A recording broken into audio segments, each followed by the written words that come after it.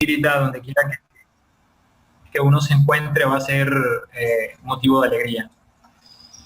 Bueno, imploramos la asistencia de nuestro querido Maestro Jesús para que el estudio en la tarde-noche de hoy sea productiva. Bien, vamos a recordar un poco las frases del espíritu Camilo, que en la obra Memorias de un suicida, psicografiada por la médium brasilera Ivonea Pereira, nos entrega una frase muy interesante y muy acorde con el tema que vamos a desarrollar en la tarde-noche de hoy.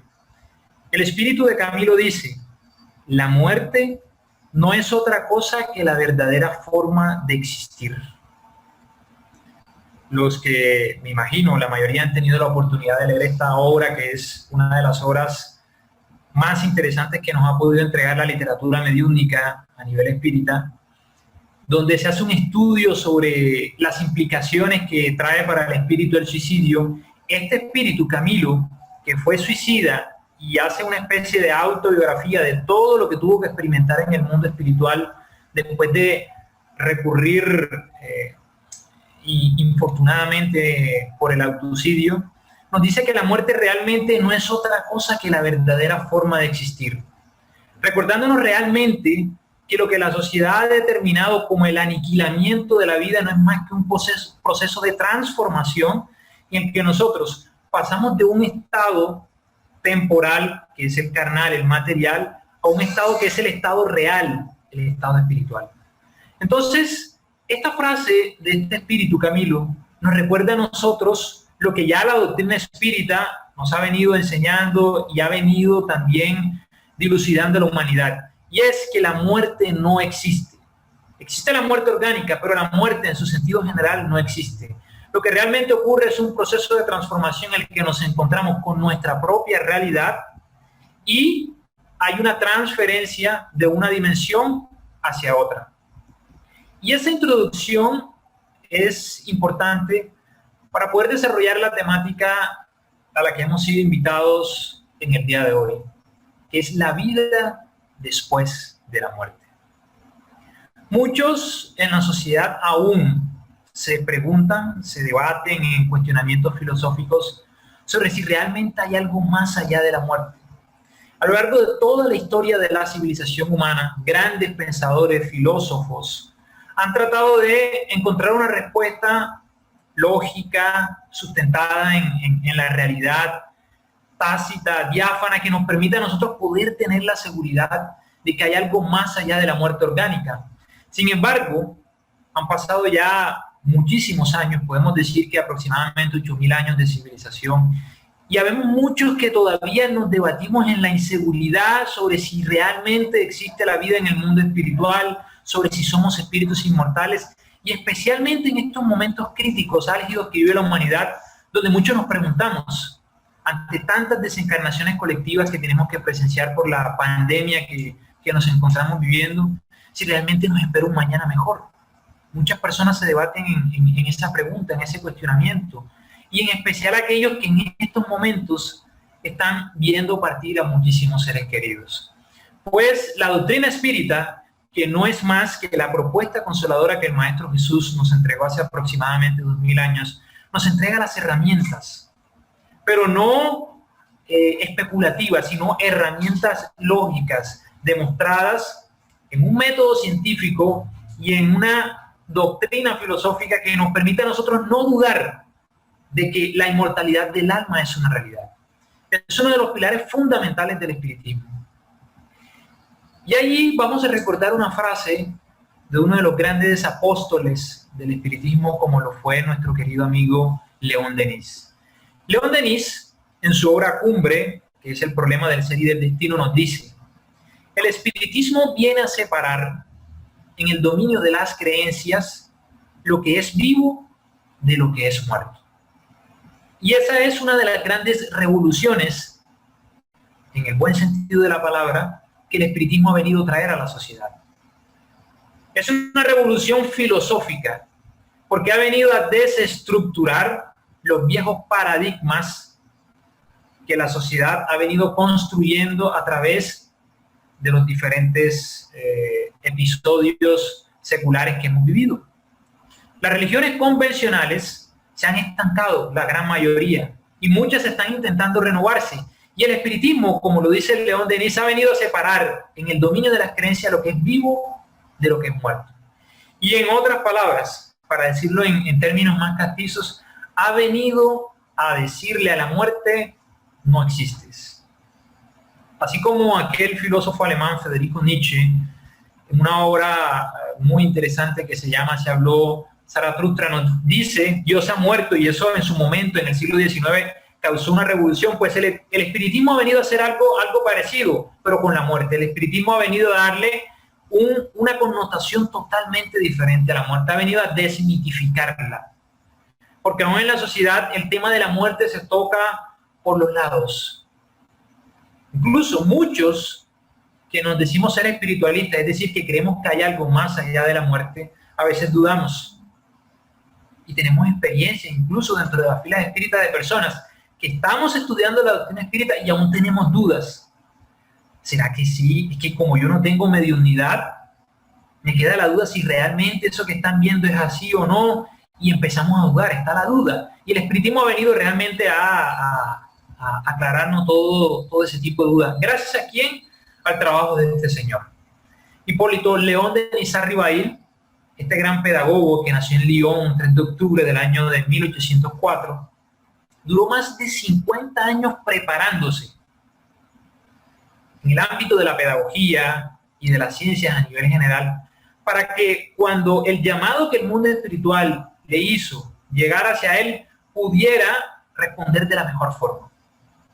Y aquí voy a hacer un paréntesis interesante, porque antes de adentrarnos en lo que la doctrina espírita nos dice respecto a cómo continúa la vida después de la muerte orgánica, es importante que nosotros ahondemos un poquito, por lo menos, en lo que la propuesta espírita nos da para nuestra vida.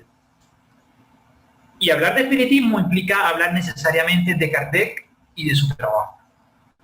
Kardec conoció por primera vez de un fenómeno mediúnico a la edad de 50 años, cuando en el año de 1854, con su amigo Fortier y Patier, escuchó de unas mesas parlantes y le dijeron, mira, Hipólito, resulta que hay unas mesas que están respondiendo a preguntas inteligentes en toda Europa.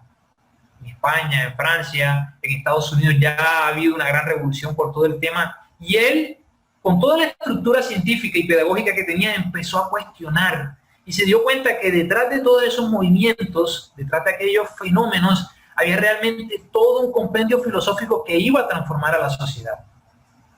Eso le permitió a Kardec poder consolidar el espiritismo como una doctrina filosófica y como una ciencia de observación, tal y como él mismo lo definió en la obra ¿Qué es el espiritismo?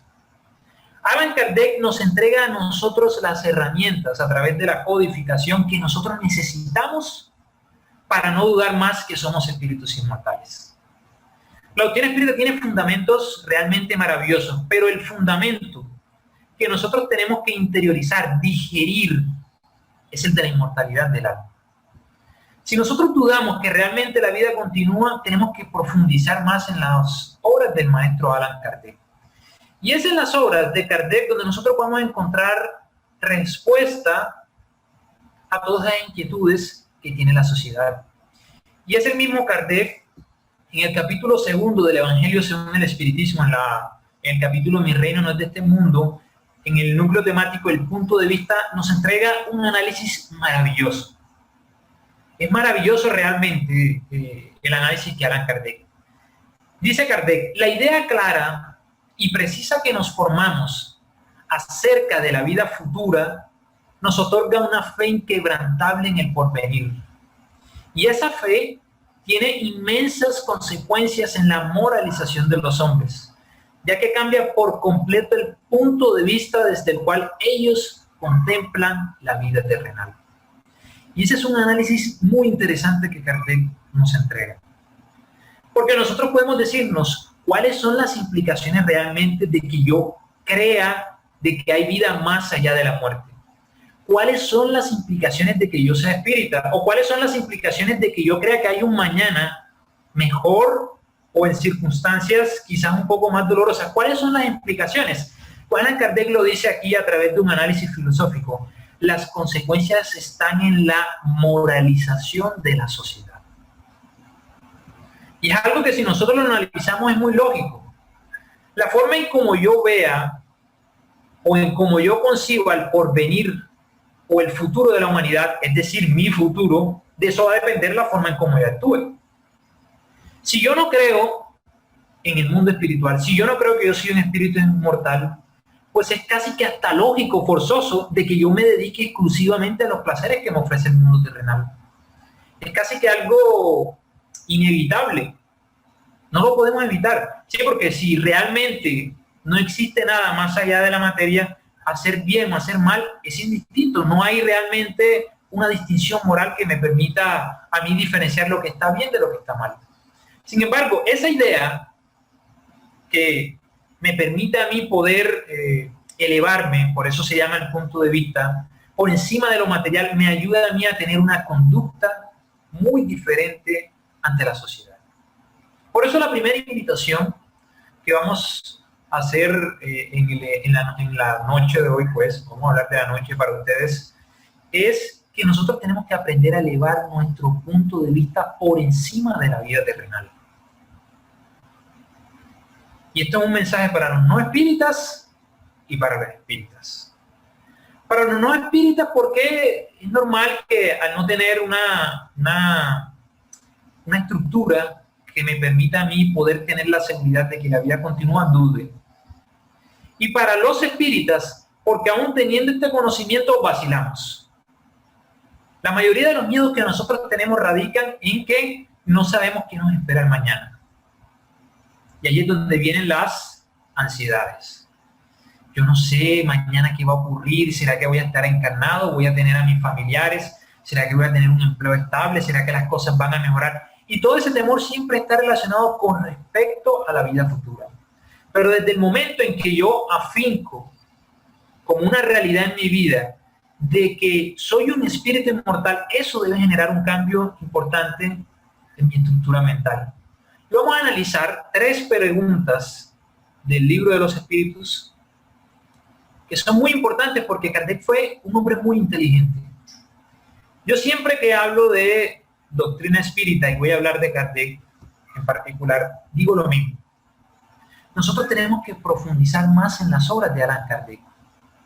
Cuando uno toma el libro de los espíritus, uno tiene que hacer el ejercicio de ver, siempre trato de hacer esa invitación, de analizar la pregunta. Porque a veces decimos, oye, Kardec, ¿cómo hizo todas estas preguntas? 1019 preguntas para intentar construir lo que hoy conocemos como doctrina espírita. Pero resulta que cuando nosotros analizamos con detenimiento el libro de los espíritus en especial, nos damos cuenta que las preguntas que Allan Kardec hizo son las preguntas que muchos de nosotros en la actualidad nos hacemos. Porque Kardec era un ser humano al igual que todos nosotros. Una condición moral un poco más desarrollada, pero ser humano como nosotros, tenía las mismas inquietudes, tenía las mismas necesidades, y por eso él hacía preguntas que uno las ve y uno dice, oye, yo esa pregunta me la he hecho. En especial cuando no conocemos la doctrina espírita. Y es así que en la pregunta 149 él le pregunta a los espíritus superiores, ¿en qué se convierte el alma en el instante de la muerte? Y esa es la pregunta que conlleva el estudio en la noche de hoy, la vida después de la muerte. Si nosotros nos vamos a algún lugar cualquiera donde no hayan espíritas y hablamos sobre la muerte, muchas personas se van a hacer esta pregunta. ¿Y en qué se convierte el alma? Es decir, ¿en qué nos convertimos nosotros en el instante de la muerte? Y los espíritus le dicen, vuelva a ser espíritu, es decir, regresa al mundo de los espíritus que había dejado momentáneamente. Primera conclusión importante que vamos a extraer de la codificación espírita. La vida no inicia en la concepción de la actual existencia. Nosotros hemos tenido ya otras existencias y hemos vivido ya en el mundo espiritual. Por eso dicen los espíritus, regresamos al mundo de los espíritus que habíamos dejado momentáneamente. Entonces, cuando nosotros desencarnamos, cuando nuestros seres queridos desencarnan, pues realmente lo que están haciendo es liberarse de un cuerpo físico, un cuerpo transitorio, para regresar al mundo real. Es decir, es un encuentro consigo mismo. Y esa respuesta tiene algo intrínseco muy interesante, y es que viene a desmitificar a la muerte como algo trágico. De esa respuesta nosotros podemos inferir eso directamente. Ya hemos estado muchas veces en el mundo espiritual, e incluso esa es nuestra verdadera vida. Y eso tiene unas implicaciones importantísimas. Por ejemplo, como la esperanza, el consuelo, o como lo decía Kardec, tiene un impacto en nuestra moral. Entonces ya yo no veo la muerte como la veía antes. Y eso no quiere decir que no nos va a afectar la pérdida de un ser querido. La madre, el padre, el hijo, el hermano, el compañero, cuando desencarna duele. Pero el enfoque que se tiene ya es diferente. ¿Por qué? Porque ya nosotros estamos viendo que ese compañero, ese amigo está regresando a su verdadera vida, que es la vida en el mundo espiritual. Ya Kardec era incisivo y pregunta, ¿después de la muerte conserva el alma su individualidad? Y esa es una pregunta que nosotros, para poder comprenderla, tenemos que entrar en el contexto histórico en el que se hace la pregunta. 1857. Recordemos que el siglo XIX está muy marcado por la revolución en la filosofía. El materialismo dialéctico, el materialismo histórico con Marx y Engels, el positivismo con Augusto Comte, el irracionalismo e incluso el existencialismo de Federico Nietzsche y de otros tantos grandes pensadores. Y dentro de esos pensadores vamos a encontrar a uno que quizás la mayoría de ustedes conocen, que fue Baruch Spinoza. Y Spinoza hablaba o tenía una corriente muy particular del panteísmo, que decía, oye, sí, existe algo más allá de la muerte. Pero eso que existe más allá de la muerte no es más que una esencia que regresa al todo universal. Es decir, que nosotros no mantenemos la individualidad, sino que regresamos a un todo. Hay personas que piensan eso. Dicen, nosotros desencarnamos y lo que ocurre es que eso que hay en nosotros, o nosotros si se prefiere, regresa al universo y se mezcla con el universo, pero se pierde la individualidad. Y Allan Kardec analiza eso en la introducción del libro de los espíritus. Por eso Kardec pregunta, ¿se conserva la individualidad o no? Y los espíritus le dicen, sí, claro, nunca la pierde. ¿Qué sería si no la conservara? Es decir, mantenemos la conciencia de lo que nosotros hemos sido en el mundo material. Y él insistentemente hace una contrapregunta y dice, ¿cómo constata el alma su individualidad puesto que ya no tiene el cuerpo material? Y hay muchas personas que se preguntan eso. Bueno, y si no tenemos el cuerpo físico, ¿cómo nosotros tenemos una individualidad? ¿Cómo nos identificamos? Y los espíritus le dicen, aún tiene un fluido que le es propio, que extrae de la atmósfera de su planeta y que presenta la apariencia de su última encarnación, su perispíritu. La prueba que nos permite a nosotros poder comprender que la individualidad se mantiene está en el cuerpo espiritual, es decir, en el perispíritu. Y para mirarlo rápidamente, porque no es el objetivo en el estudio de hoy, vamos a recordar lo que la doctrina espírita nos plantea en cuanto a nuestra esencia. Nosotros somos espíritus. La imagen que está en la mitad, somos en la imagen que está de primera. Y los espíritus le dicen a Kardec que el espíritu no tiene forma. Y le dicen que su naturaleza es una especie de naturaleza quinta esenciada. Es como una especie de chispa divina, le dicen los espíritus a Kardec. Ese espíritu necesita interactuar con la materia para poder progresar. Y por eso se vale de un cuerpo físico para poder interactuar con la materia. Porque la materia es muy grosera y el espíritu es muy sutil. Entonces necesitamos de la materia para poder progresar. Pero resulta que para que puedan interactuar algo muy sutil con algo muy grosero como el cuerpo, se necesita algo intermediario que permita hacer ese gradiente. Y ese, señor, es el perispíritu, el cuerpo espiritual. Es el intermediario que nos permite a nosotros poder conectarnos con la materia. Y ese perispíritu siempre está con nosotros. No lo perdemos nunca, dicen los espíritus superiores. En los espíritus puros, como el Maestro Jesús, da la apariencia como si el perispíritu ya no existiera, pero ahí está. Y es el responsable de que el cuerpo físico adquiera su forma. Es, en palabras de Allan Kardec, el perispíritu la llave para poder comprender todos los fenómenos de índole mediúnico, para comprender todos los fenómenos asociados con la reencarnación. Entonces, una prueba de que la individualidad continúa después de la muerte orgánica es el perispíritu, y eso es lo que ven los médiums en las reuniones mediúnicas. Cuando un médium dice, estoy viendo el espíritu de fulano de tal, lo que realmente está viendo, percibiendo el medium es el perispíritu, el cuerpo espiritual, que le permite al espíritu poder identificarse en su mundo real, es decir, en el mundo espiritual. Por lo tanto, a estas alturas debemos tener la seguridad de que la vida continúa, que continuamos viviendo y aún más continuamos conscientes de nuestra realidad y de nuestra individualidad. Pero la pregunta es, ¿y para dónde vamos? Porque hay muchas personas que dicen, bueno, sí, hasta aquí bien, hasta aquí bien. La doctrina espírita nos demuestra a través de hechos concretos de que la vida continúa. Y no vamos a hablar de eso, pero hay suficientes argumentos. La mediunidad, la reencarnación, en fin, hay un sinnúmero de argumentos que nos permiten a nosotros poder demostrar que el alma es una realidad. Si alguien no cree en el alma o no cree que la vida continúa, pues entonces realmente hay que ir a esa base primero. Pero estamos partiendo de la premisa ya de que está claro de que somos espíritus y de que la vida continúa. Digo, sí, es que yo siempre he creído que la vida continúa. Lo que no tengo tan claro es para dónde voy. Y eso es lo que me preocupa. O cuando desencarna el ser querido, no sé para dónde va. Las religiones dicen, unos van para el cielo, otros van para el infierno, y los que están ahí en 50-50, como decimos acá, 50-50, van al purgatorio.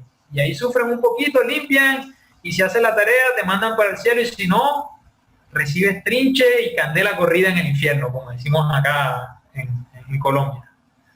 Trinche y candela corrida. Pero resulta que la realidad no es tan así. Emanuel Swedenborg, que fue un gran medium, no fue espírita, fue uno de los precursores del espiritismo, pero no fue espírita, y que hace parte ya como espíritu desencarnado del Consolador Prometido, porque él es uno de los espíritus que ayudan a Kardec en la codificación, tenía una frase muy interesante. Dice, el cielo está donde el hombre ha colocado su corazón.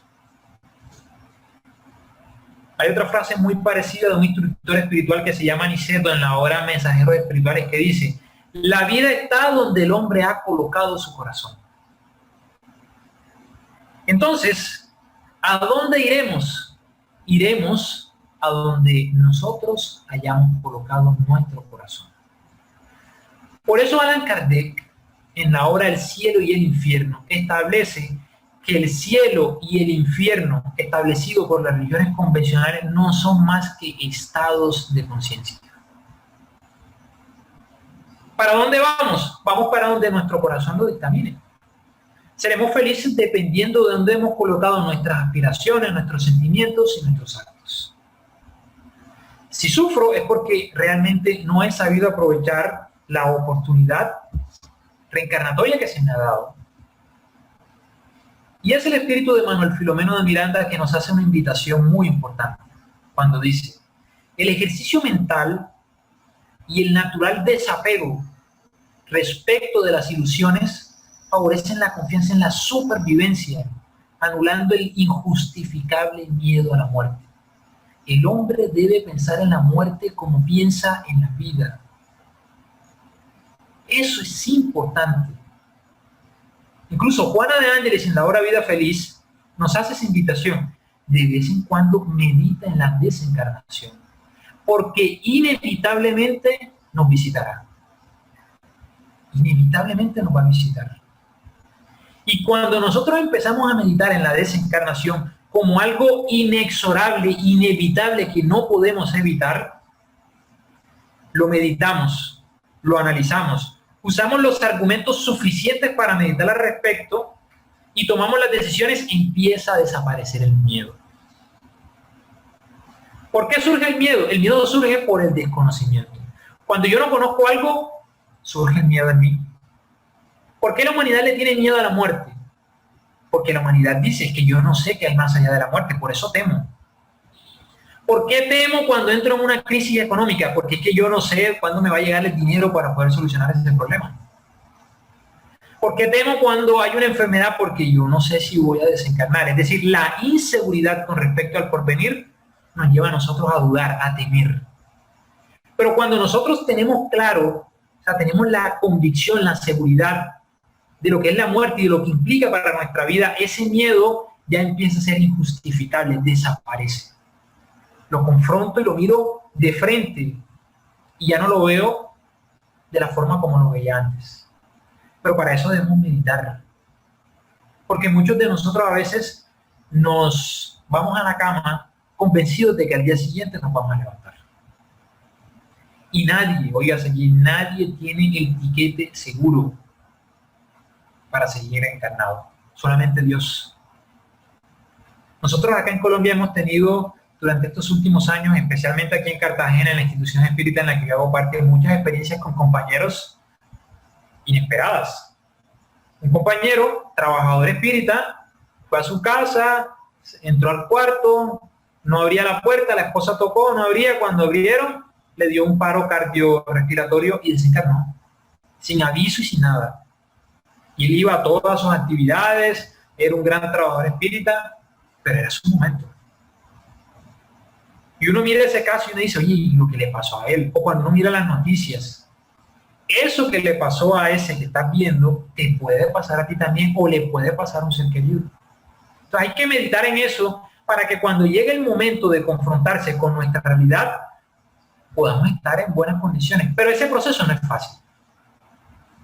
Juana de Ángelis, en una obra que hace parte de la serie psicológica, que se llama Vida, Desafíos y Soluciones, dice: despertar para la realidad nueva de la vida es como sufrir un parto interior profundo, libertador, dolorido y feliz.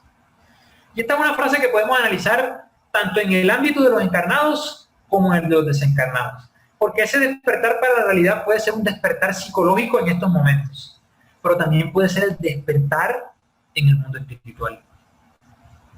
Muchos espíritus, a través de los diferentes mensajes que hemos recibido en reuniones mediúnicas, cuando se confrontan con la nueva realidad de que están desencarnados, tienen un choque que Juana de Ángeles asimila como una especie de parto interior. El parto es doloroso. Ahora no he escuchado a ninguna mujer que diga, no, el parto es chévere, los dolores son chéveres. El parto es doloroso, ¿cierto? Profundo, pero libertador, dice. Dolorido, pero feliz. Porque cada vez que nosotros nos confrontamos con nuestra realidad, nuestra esencia espiritual, nuestra mente se abre, se eleva hacia las cúspides superiores para que nuestra actitud se torne en una mejor actitud hacia un progreso en nuestra vida, especialmente a nivel moral. Entonces, ese proceso tiene que empezar desde ya. Y la pregunta que hacía hace un momento en que nosotros, ¿hacia dónde vamos a ir?, va encontrando su respuesta en cuanto al nivel de conciencia moral que cada quien tenga.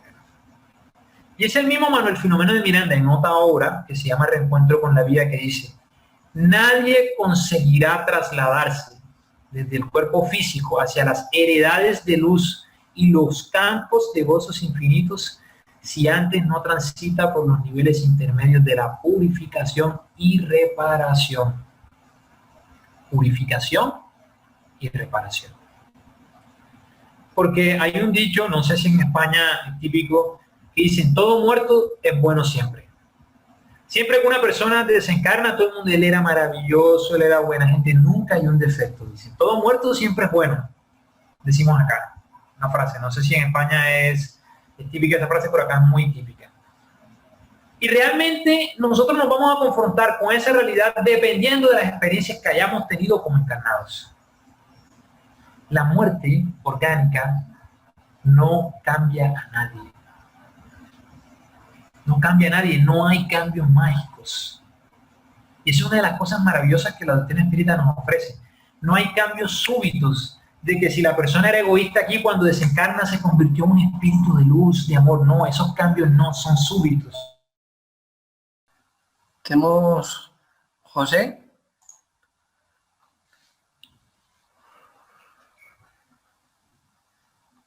Entonces, precisamente hablábamos de eso, de que la muerte no nos cambia a ninguno de nosotros. No podemos esperar cambios súbitos, mágicos, cuando nos confrontemos con la desencarnación. Cada quien se va a encontrar con una realidad diferente dependiendo de lo que ha construido para su propia vida. Allan Kardec, en el mismo libro de los espíritus, y como una contrapregunta, una pregunta adicional, aclaratoria, en la pregunta 150b dice, ¿el alma no se lleva consigo nada de este mundo? Y esa pregunta Kardec la hace para saber qué es lo que nosotros nos llevamos. Es una pregunta interesante. Puede parecer trivial a nivel de pronto en que nos encontramos, pero en su momento no lo era. Y para muchas personas no lo es. Sí, porque si me preocupo tanto por el dinero, por ejemplo, ¿será que yo me llevo algún billetico al mundo espiritual? Por el carro, por la casa, ¿será que me llevo algo de eso? O incluso me llevo a las personas al mundo espiritual. Y los espíritus le dicen, nos llevamos nada más que el recuerdo y el deseo de ir a un mundo mejor. Es un recuerdo pleno de satisfacción o de amargura según el empleo que haya hecho de la vida. Cuanto más pura es el alma, mejor comprende la futilidad de lo que ha dejado en la tierra. Es decir, nos llevamos lo que hemos construido en nuestro interior. La pregunta que cada uno de nosotros tiene que hacerse es, ¿hasta ahora qué hemos construido en nuestro interior? Esa es la pregunta que todos tenemos que hacernos. ¿Qué estamos construyendo nosotros para que cuando nos toque el momento de partir, nosotros podamos decir, he cumplido con mi tarea? Esa es la pregunta que todos nosotros tenemos que hacernos. Cuando nosotros pensamos, ¿cómo será mi vida después de la muerte orgánica? Esa respuesta tiene su respuesta, y valga la redundancia, ahora mismo. Esa vida dependerá de lo que estés haciendo ahora mismo. De lo que estemos haciendo ahora mismo. Hay una frase del espíritu Aniceto, en Mensajeros Espirituales, que es muy propicia para el tema que estamos desarrollando en la noche de hoy. Dice, el deber cuenta con las bendiciones de la confianza, pero la deuda conlleva los fantasmas del pago. Es una frase muy profunda. Porque nosotros sufriremos en la medida en que nos hayamos comprometido con las leyes divinas. El sufrimiento surge cada vez que nosotros entramos en distonía con las leyes divinas. Cuando nos desviamos de ahí, sufrimos. Eso es lo que es el sufrimiento, es desviarse de la práctica irrestricta de las leyes divinas. Entonces, el deber cuenta con las bendiciones de la confianza. Todos nosotros en estos momentos estamos siendo asistidos por lo menos por nuestros guías espirituales. Por lo menos. Y no podemos dudar de eso, de nuestros guías espirituales, porque a veces dudamos de eso. Yo recuerdo hace muchos años, estaba pasando por un momento muy difícil de mi vida, y yo decía en ese momento, oye, pero ¿dónde está mi guía espiritual? Porque Cardi habla de guía espiritual y yo no siento el guía espiritual. Yo me sentía en mi cuarto muy triste, acongojado, y decía, pero ¿dónde está mi guía? Y recuerdo que poco tiempo después de haber tenido esa experiencia, en un mensaje medio único, mi guía espiritual se comunicó y me dijo, yo estaba ahí a tu lado en ese momento en el que tú creías que estabas solo. Me dijo algo que desde ese momento lo he puesto en práctica. Me dijo, toda vez que tú me necesites, yo voy a estar allí para ti. Porque mi trabajo es ayudarte a seguir adelante. Yo todos los días, es una experiencia personal y yo siempre hago esa invitación, todos los días le pido a mi guía espiritual. Todos los días. ¿Por qué hay que pedirle al guía espiritual? Porque el guía espiritual fue el que Jesús o Dios colocó a nuestro lado para que nosotros nos acerquemos a ellos. Son los que nos van a permitir a nosotros poder despertar nuestra conciencia y poder confrontarnos con nuestra propia realidad. Entonces, en el mundo espiritual, porque existe un mundo espiritual, y aquí es importante hacer esa aclaración, porque hay muchas personas, incluso hay movimientos espíritas, que dicen que todo lo que Chico Xavier a través de Andrés Luis dictó es mentira. Hay muchos espíritas que dicen eso, seguramente ustedes lo habrán escuchado. Dicen que todo fue mentira, que eso de nuestro hogar es mentira, eso es totalmente falso. Porque Kardec nunca habló en la codificación de ciudades espirituales.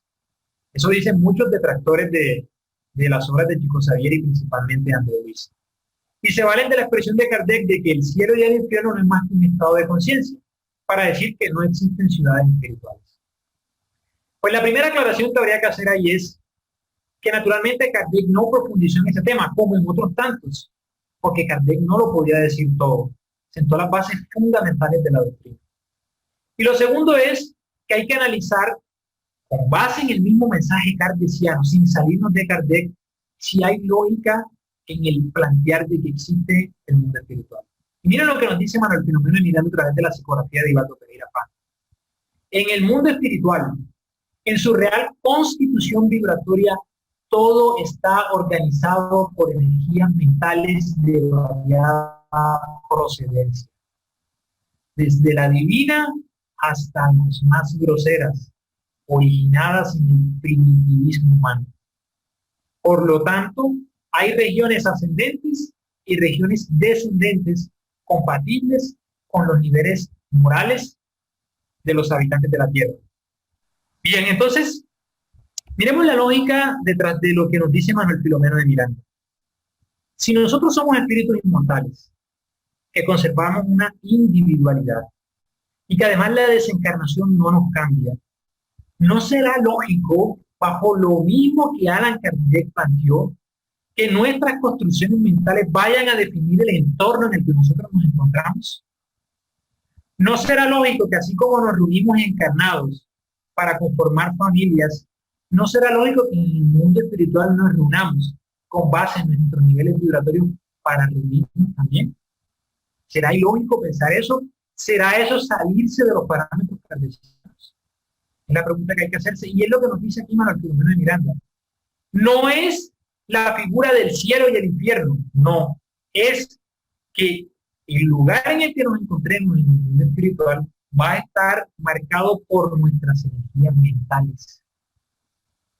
Cuando se habla de el umbral o se hablan de aquellas zonas, por ejemplo, como el Valle de los Suicidas, aquellas zonas donde los espíritus sufren en el mundo espiritual, son lugares que son el producto de las construcciones mentales de esos mismos espíritus.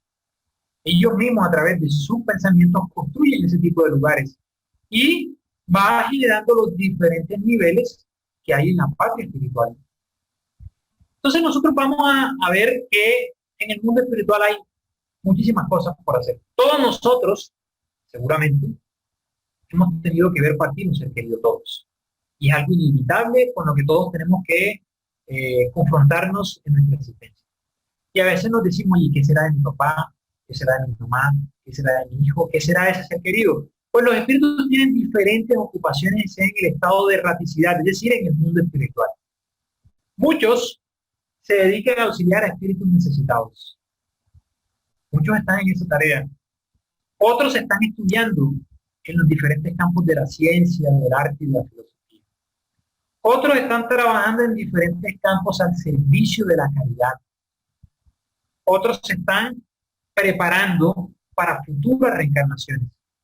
Otros se encargan de las programaciones reencarnatorias. Otros se encargan del equilibrio universal en el mundo de los encarnados y a nivel espiritual. Y otros se están preparando en diferentes tareas específicas. Porque la vida continúa y el trabajo en el mundo espiritual es incesante, continúa también. Cuando nosotros hacemos ese estudio profundo, llevamos nuestro punto de vista, empezamos a ver la vida en el mundo espiritual como una vida normal, no como algo atípico, maravilloso. Simplemente es una dimensión diferente a la que nos encontramos actualmente. Por eso los grandes líderes espirituales no le temen a la muerte, no le temen a la desencarnación. Cuando uno mira líderes espirituales como la Madre Teresa de Calcuta, como Gandhi, como Francisco de Asís o como el mismo Maestro Jesús, uno se da cuenta que la convicción de ellos era tal que vivían preocupados por dar el máximo para que cuando les llegara su hora, pudieran decir, he cumplido, o pudiera decirles el Maestro Jesús o Dios, ha cumplido tu tarea. Entonces, aquí el paréntesis que voy a hacer es que nosotros tenemos que aprovechar lo que el espiritismo nos ofrece para nuestras vidas. El espiritismo tiene una propuesta tripartita, que podríamos decir se resume en una propuesta consoladora, una propuesta educadora y una propuesta iluminadora. Nos consuela. Saber que el ser que partió no ha muerto es consolador. Nos educa, porque cuando nos dice a nosotros que debemos educar nuestras emociones, que debemos educar nuestros sentimientos y que además debemos trabajar por nuestra transformación moral, nos está educando. Y es una propuesta iluminadora, porque nos está proyectando hacia un mañana mejor. Hay personas que dicen, es que el espiritismo se habla solamente del pasado, de las reencarnaciones, de lo que fuiste. Eso no es cierto. El espiritismo habla más del mañana que del pasado, aunque parezca increíble para muchos. El espiritismo habla y se proyecta más para el futuro que hacia el pasado. El espiritismo va al pasado para poder explicar el presente, pero su propuesta es iluminadora porque mira hacia el mañana. Te equivocaste, ya eso pasó. Llegaste al mundo espiritual y te comprometiste porque te equivocaste en la actual existencia. Ya eso pasó. Lo que importa es el presente y lo que viene mañana. Y el espiritismo nos entrega a nosotros realidades que nos permiten a nosotros no dudar de eso. Y me hacen recordar una anécdota que tuvimos en nuestro centro espírita, que he contado en otras ocasiones en conferencias públicas, de un compañero, él vive en los Estados Unidos, estaba muy deprimido porque su esposa había desencarnado hace 2 años. 2 años y este señor no había podido superar la desencarnación de su esposa. Y él la amaba muchísimo. Y él vino de los Estados Unidos acá a Cartagena, a nuestro centro espírita Juana de Ángeles, para buscar una ayuda, una orientación espiritual en la tarea que nosotros tenemos acá como orientación espiritual. Y este señor empezó a hablar con nosotros y se le sentía el dolor que tenía en el alma por la pérdida de ser querido de 2 años, era una depresión, naturalmente. Y ese mismo, en esa orientación, su esposa se comunicó con él. Y es una experiencia que no se me olvida nunca, porque fue muy diciente lo que ella le dijo. Él nos contó a nosotros que ella había desencarnado de cáncer. Había tenido cáncer de seno y había sufrido muchísimo. El cáncer la había aniquilado orgánicamente hablando. Y ella le dice a él, arranca la comunicación diciéndole, ¿recuerdas nuestro último baile? Y él queda impactado cuando ella le dice eso. ¿Recuerdas que cuando estaba muy mal por las quimioterapias, en mis últimos días te dije, llévame a bailar porque es el último recuerdo que quiero tener de ti? Y este hombre, cuando escuchó lo que la mujer le decía, se puso a llorar inmediatamente, porque nos contaba después que él salía a bailar todos los fines de semana con su esposa. Y lo más sorprendente es que él decía, no le decíamos a nadie, salíamos los dos juntos y bailábamos todos los fines de semana. Cuando ella estaba ya muy baja de peso por la enfermedad, ella me pidió que yo la llevara a bailar y le dije, yo no te puedo llevar a bailar en esa condición en que te encuentras. Y ella le dijo, llévame a bailar porque quiero que el último recuerdo que tengas de mí es contento bailando. Y cuenta él que ella, estando así de débil y de baja de peso, bailó con él y dijo que esa fue una noche maravillosa para él. Y ella se lo recordó en ese mensaje mediúnico. Y después de decirle eso, le dijo, no quiero que estés más triste, porque yo siempre te acompaño. Libérate de esa tristeza, libérate de todas las cosas materiales que te mantienen aún atado hacia mí y dedícate a servir y ayudar. Que cuando sea tu turno de partir, aquí te estaré esperando.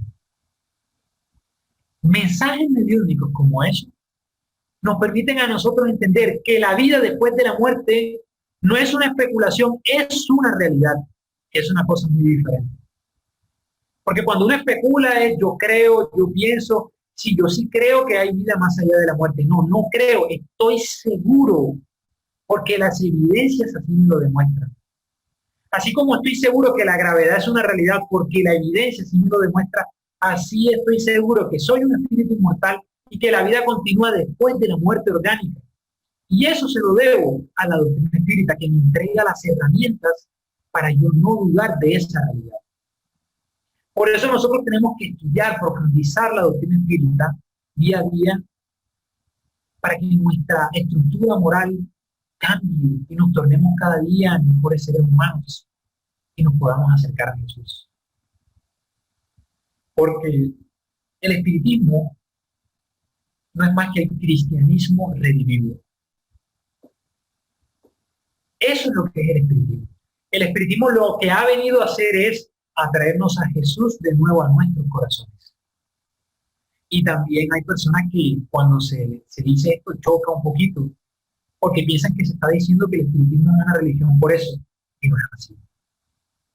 Decir que el espiritismo ha venido a regresarnos a Jesús no es decir que es una religión, porque Jesús no vino a construir una religión.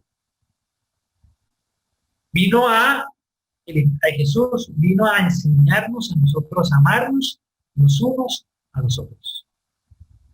Y el espiritismo es una llave para poder llegar a él. Hay un mensaje también que escuché hace muchos años de un amigo espiritual que decía, quien conoce a Jesús nunca más vuelve a ser el mismo. Nunca más. Nunca más. Seguir a Jesús no es arrodillarse. Seguir a Jesús no es darse golpe de pechos. Seguir a Jesús no es orar todos los días, Jesús, ayúdame, Jesús, yo estoy contigo. No, eso no es seguir a Jesús. Seguir a Jesús es vivir cada día con el amor divino en nuestros corazones.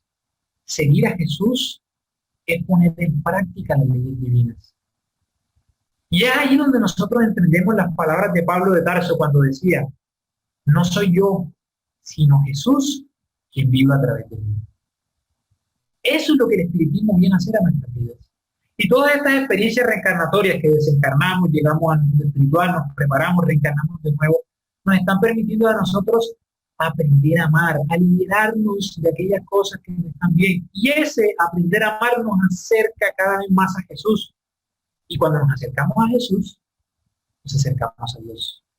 Porque Jesús es el camino, la verdad y la vida. Y hay algo muy interesante que la doctrina nos ofrece. Y es que para seguir a Jesús ni siquiera hay que ser cristiano. Esto es algo interesante. Yo puedo ser budista, yo puedo ser musulmán, yo puedo ser hinduista, yo puedo ser judío y seguir a Jesús a través de la práctica de la ley de justicia, amor y caridad. Porque la invitación no es a que aquellas personas que no siguen a Jesús están mal, no. Seguir a Jesús es seguir los lineamientos que el mismo Maestro nos entregó a nosotros. Entonces, para concluir ya, queridos amigos y compañeros, la muerte no existe. Y el espiritismo ha venido a desmitificarla, a bajarla de ese trono en el que por tantos milenios ha permanecido en la civilización humana. La vida continúa porque somos espíritus inmortales. Y nosotros tenemos las herramientas para no dudar de eso. Hay que darle gracias a Dios de habernos dado la oportunidad de conocer esta maravillosa doctrina, que ha venido a decirnos a nosotros que tenemos que trabajar día a día por construir un mañana mejor. Y esa es la invitación que me gustaría dejarles en la noche de hoy. Adentrémonos cada día más en el trabajo espírita, interioricemos las enseñanzas que el maestro Allan Kardec nos dejó y que los espíritus superiores nos entregan día a día, para que cuando sea el momento de partir, por lo menos nuestro guía espiritual nos pueda recibir y nos diga, has cumplido con la tarea. Entonces, queridos amigos y compañeros, la invitación es a que trabajemos cada día por nuestra transformación moral y por divulgar este maravilloso mensaje que va a permitir que muchas personas que dudan de que la vida continúa puedan encontrar un consuelo y tener un impacto en el día a día que a veces nos mortifica. Pues muchísimas gracias por la atención, por haberme escuchado en la noche de hoy.